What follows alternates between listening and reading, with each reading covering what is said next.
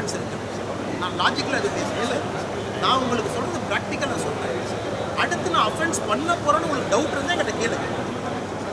நான் பேசுகிறேன். ஒருத்தருக்கும் நீங்கள் கேட்கணும். அதுக்காக நான் போனேன். நான் கேட்குறது என்கிட்ட அண்டர்டேக்கிங் மாதிரிங்களா டாஸ்மார்க் பண்ண மாட்டேன். அண்டர்டேக்கிங் ஏன்னா நான் இவ்வளோ நேரம் உங்களுக்கு ரெஸ்பெக்ட் கொடுத்தேன். கேல்கட்டா நான் 3 ஃப்ளைட்டை விட்டுருக்கேன். ஒரு முக்கியமான கட்சி வேலை இருக்குது. 3 ஃப்ளைட்டை விட்டுருக்கேன். உங்களுக்கு ஆப்ஷன் கொடுத்தேன்.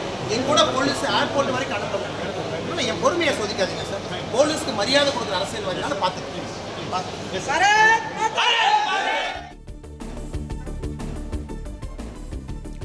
டாஸ்மாக் ஊழல் நடைபெற்றதாக கூறி தலைமை அலுவலகத்தை முற்றுகையிட சென்ற அண்ணாமலை தடுத்து வைக்கப்பட்டு கைது செய்யப்பட்டார். கைது செய்யப்பட்ட அண்ணாமலை காவல்துறையுடன் சரமாரியாக கேள்வி எழுப்பியுள்ளார். இதுகுறித்து செய்தியாளர் மகேந்திரன் வழங்க கேட்கலாம். மகேந்திரன் வணக்கம். விவரம் என்ன மகேந்திரன்?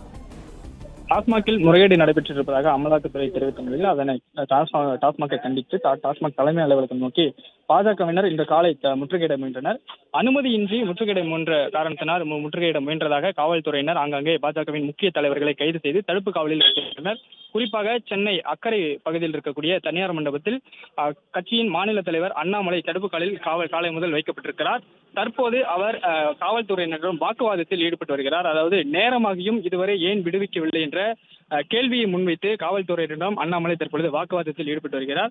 3 விமானங்களை தவறவிட்டுள்ளன, என் பொறுமையை சோதிக்காதீர்கள் என அண்ணாமலை பேசி வருகிறார். குறிப்பாக 5:30 மணிக்கே டாஸ்மாக் தலைமை அலுவலகமே மூடப்பட்டிருக்கும்.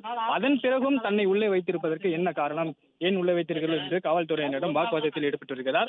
வெளியே விடவில்லை என்றால் தாமாகவே வெளியே செல்வோம், யார் என்ன வழக்கு போடுகிறார்கள் என்று பார்க்கலாம் என்று காவல்துறையினரிடம் பேசி வருகிறார். தொடர்ச்சியாக இன்று காலை முதல் அண்ணாமலை இந்த அக்கறையில் இருக்கக்கூடிய தனியார் மண்டபத்தில் தடுப்பு காவலில் வைக்கப்பட்டிருக்கிறார். அவர் 6 மணி அளவில் வெளியே வருவார் என்று தொண்டர்களும் வெளியே காத்திருக்கின்றனர். தற்போது வரை அண்ணாமலை விடுவிக்கப்படாத நிலையில் அவர் அந்த தடுப்பு காவலில் வைக்கப்பட்டுள்ள உள்ளே மண்டபத்திற்கு உள்ளே காவல்துறையினரிடம் தற்போது வாக்குவாதத்தில் ஈடுபட்டு வருகிறார்.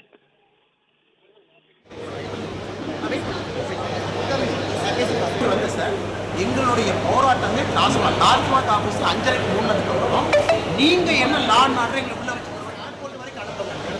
என் பொறுமையை சோதிக்காதீங்க சார். போலீஸ்க்கு மரியாதை கொடுக்குற அரசியல்வாதினால பார்த்துக்கேன். சார்